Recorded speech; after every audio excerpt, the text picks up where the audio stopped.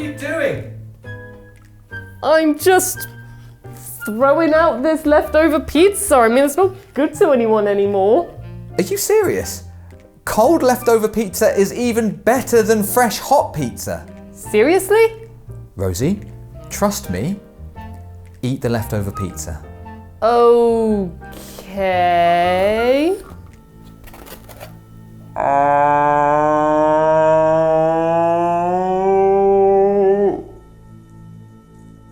No way! This is the same pizza, and yet somehow it's completely changed. I can't believe how this pizza is totally different second time around. Just like... Hello everyone and welcome to PlayStation Access. My name is Rosie, and after eating that godly pizza, I felt inspired to make a video. This video being a list filled with video games, which feel completely different when you play them for the second time. But before I begin with this video focusing on second playthroughs, please be aware that there will be spoilers involved. But I won't delay any further. So our first entry is... Resident Evil 2 Remake, which I could have included for two reasons. The first one is that once you've finished a Resident Evil game, you're encouraged to jump back into it to play it differently, such as by completing the game within a certain amount of time, without healing, or without using an item box. And this totally changes the game. From your first experience of, oh my god, I don't like this, I don't like this, I don't like this, to, hey buddy, you want a piece of this? Let's go! But the second reason is the one I want to focus on, and that relates specifically to Resi 2 and its A and B campaign. For those of you who don't know, you can play the game as either Leon Kennedy or Claire Redfield, and whichever one you choose first is called your A campaign. Of course, you can complete the A campaign and call it a day, but what you're encouraged to do is then switch characters to play the game again on the B campaign.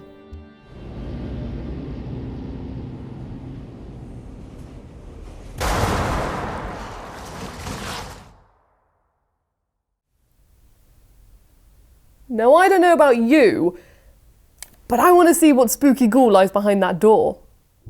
Before you start thinking that the B campaign is just the same game with a different character, it's not. It's very different. To start, you will begin the game in a different location, as Claire and Leon are divided after a car crash. So if you did Leon A, you would start the game running through the city, getting to the station, shooting zombies, seeing a helicopter go boom, and then hello Claire, it's so nice to see you. Then once you've finished Leon A and start Claire B, rather than running through the city and doing all the fun jazz Leon just did, you start at the gate where Leon sees Claire at the station, exploring some areas Leon A didn't have access to. This can also be done if you wanted to play the Claire A campaign and then the Leon B campaign. You also have items and enemies appearing in different spots. And yes, this includes Mr. X, who appears much earlier in the B campaign than he does in the A campaign, so have fun.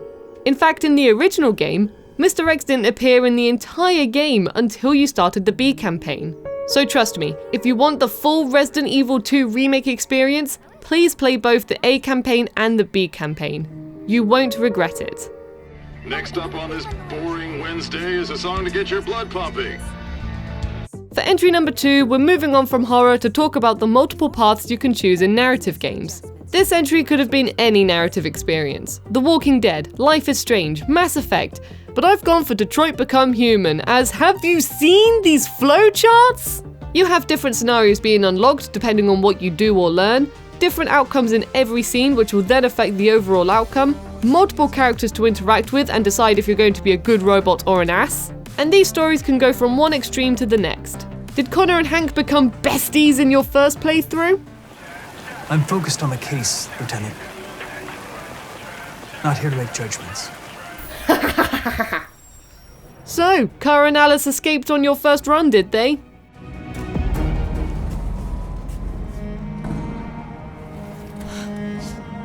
Oops. Did Marcus fancy North in your first playthrough? Well, not anymore! We have to get ready. Sorry, North. It's not Marcus. It's me.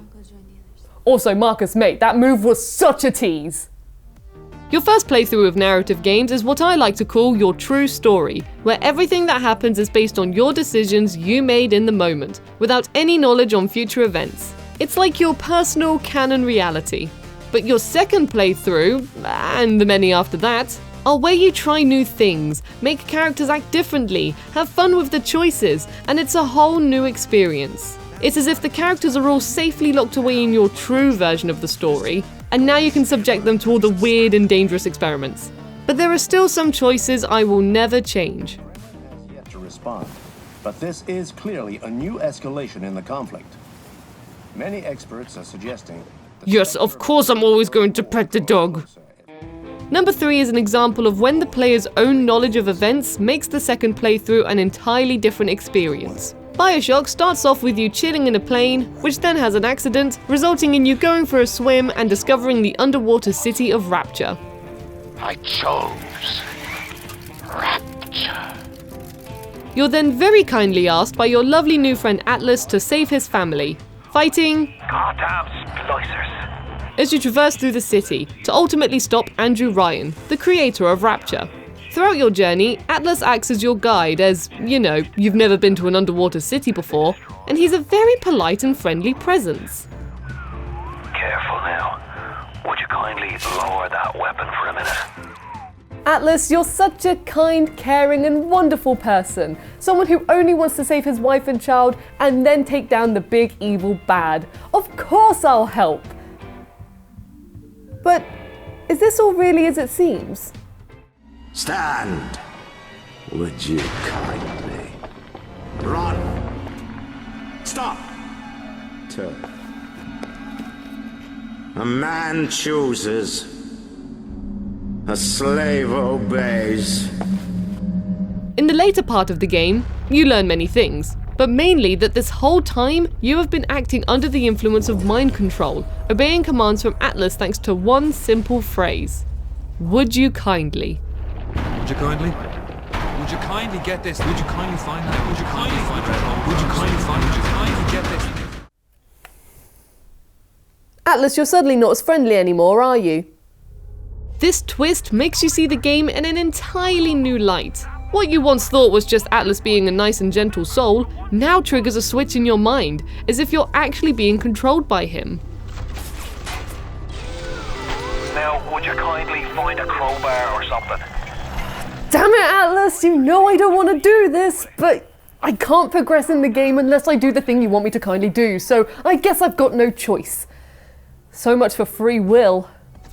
BioShock has so many layers, I could keep writing about them forever. Except we've got a whole video to get through. So Rosie, would you kindly start scripting the next entry? We're heading into sci-fi shooterland now with Returnal, and we're bringing endgame spoilers, so beware. Oh, this game is so satisfying to play. I'm Celine, going on a mysterious space quest, learning about the planet, fighting aliens, dying, waking up, learning about the planet, fighting aliens, dying, waking up, and you get the picture. Returnal is a procedurally generated roguelike where you fight challenging battles to gradually progress through the story and world. If you die, you start all the way back at the very beginning. Now you could say that if a game is procedurally generated, of course each playthrough is going to be different. The game changes itself around so that when you replay it, it's always slightly different. But that's not what we're referring to here. Alongside being a boss and fighting aliens, there is a puzzling story to the planet and Celine herself. At the beginning of the game, you play as if you're solving the mysteries of the planet, but you start wondering if maybe you're actually solving the mysteries of Celine. Once you've completed the third area, or biome, it looks like you've beaten the game and escaped the planet. Hooray! Your friends pick you up, and you live a happy life until you pass away. Well, I'm sure glad that Celine got off the planet A-OK.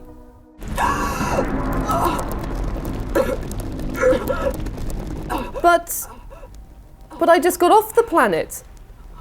Why am I back on the planet?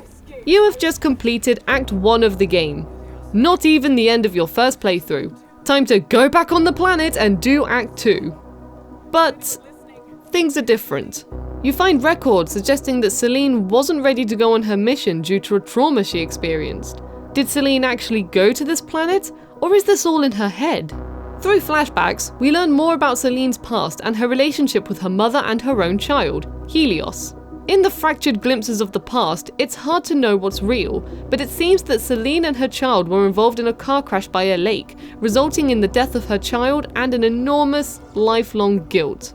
Battling through Biome 6, the game's final area, becomes a twisted way of reliving these events. There's a huge, writhing final boss, a monster made from grief and guilt. And underneath it, even further in the depths, you find your car, the root of all your trauma.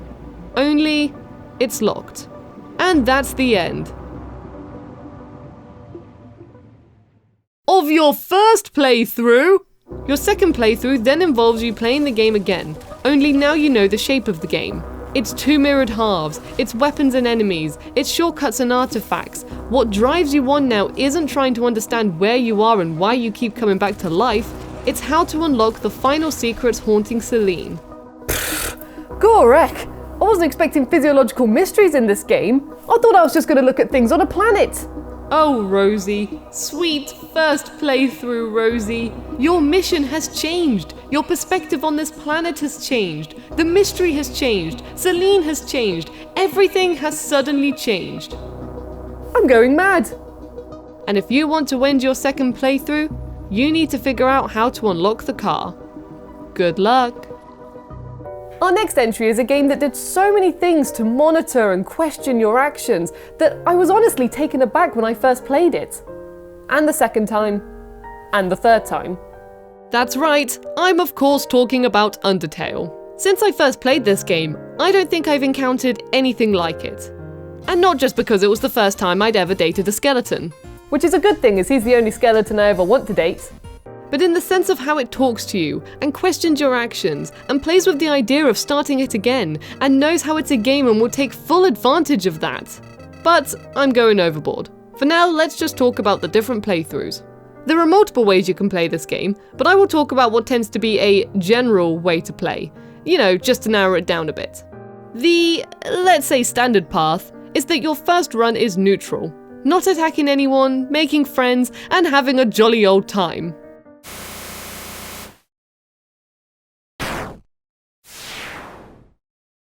That's not jolly.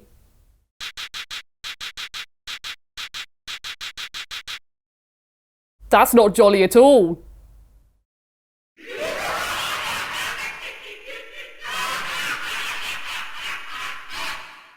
Whoa!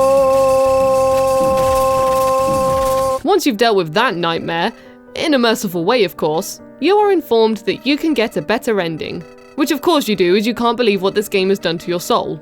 So you go for the true pacifist run, which you can only do once you've beaten the game neutrally. You get new scenes, dialogues, boss fights, and the, what is considered to be, true good ending. But there's also another playthrough you can do, and it's known as the genocide run. The genocide run is rather than having mercy on everyone, you kill everyone. No matter how lovely, sweet, kind all of these lovely monsters are, you slaughter them all. And everything changes. The music changes, characters cower in fear, most shops no longer sell you things as they're too scared of you, boss fights change to accommodate for your savage ways.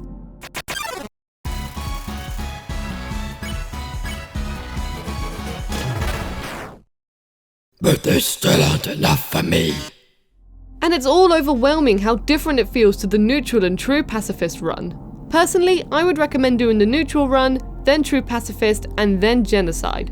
But I mean, if you're a monster, you could just do genocide and face the wrath of Sans.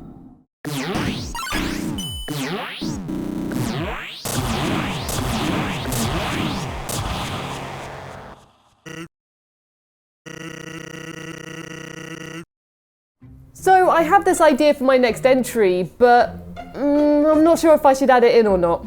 Oh, you should definitely add it in. Really?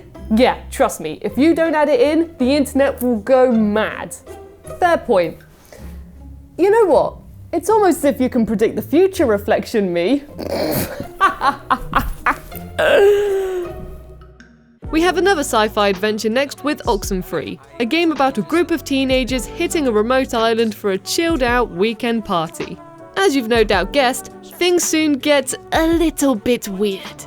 Supernatural events start happening on the island, with our protagonist, Alex, experiencing bizarre phenomena, like weird radio signals that open interdimensional portals and talk into her own reflection. You know, the usual. As you progress, the devastating true nature of these portals reveals itself, and you discover the reflection you've been speaking to is actually you from the future, giving Alex cryptic hints about the island's haunting past. So you are from the future! Yes! Key decisions made during your first playthrough can have serious repercussions for Alex and her friends. Different characters can fall out or get together, end up rescued, dead, or even worse, no longer exist at all. That's the nature of dealing with alternate dimensions and time loops, I guess. And that's exactly what makes your second playthrough so different. If you start again using your existing save file, you experience a different game. The environment, story, characters are all the same, but Alex seems different. But anyways, I promised him that I'd play a song from his band, so... Hello? Hello? Anybody out there? She has new internal monologues and additional dialogue options, suggesting she's experienced all of this before. Almost as if the game knows you're on a second run. Man, this is... sorry, but this is so familiar. Like, I don't know, I feel like you've said all this before. Well, yeah, I'm sure. There's the implication Alex and her friends are stuck in a never-ending time loop, doomed to relive the terrifying events on Edward Island forever. The idea of repeated playthroughs literally woven into Oxenfree's story. You're so meta, Reflection Me. I know, so clever. So did it work? Did putting Oxenfree in this video stop the internet from going mad? Oh no, the internet is still going to be mad forever. Oh, come on! And now for our final entry, which, actually, I feel is cheating a bit. But everyone else said... It's not cheating. We're talking about New Game Plus. And, to the surprise of absolutely no one, I'll be illustrating my points with Bloodborne. I've played this game 5 times, alone on a first run, then through New Game Plus, then through New Game Plus Plus, then in co-op with 2 different friends, and my experience has been different each time. When you go into New Game Plus on Bloodborne, you start the game with the same hunter you finished with. Same stats, weapons and armor. But you lose a couple of key items, such as, well, keys. But to accommodate for your endgame hunter tearing it up through quaint little Yharnam, the game ramps up its difficulty. Enemies have more health and deal a lot more damage. Now, a lot of games do this for New Game Plus, but with Bloodborne, I really felt it with some fights. Mikolash, host of The Nightmare for example, was a breeze on my first run, which I remember more because of his voice rather than the fight itself. No one can catch us. No one can stop us now. But when I went to fight him on New Game Plus, oh my, for some reason he was just kicking my ass!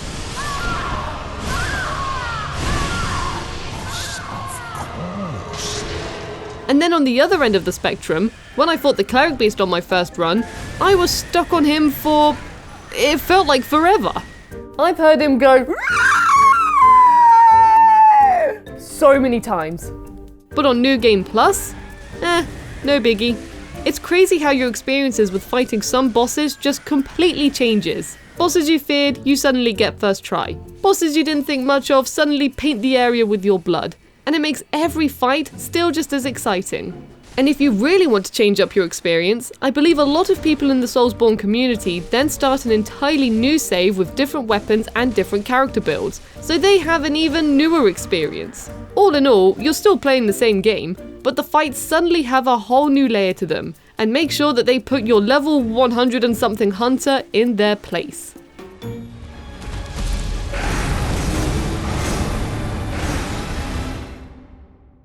And this has been our picks for 7 games which feel completely different when you play them for the second time.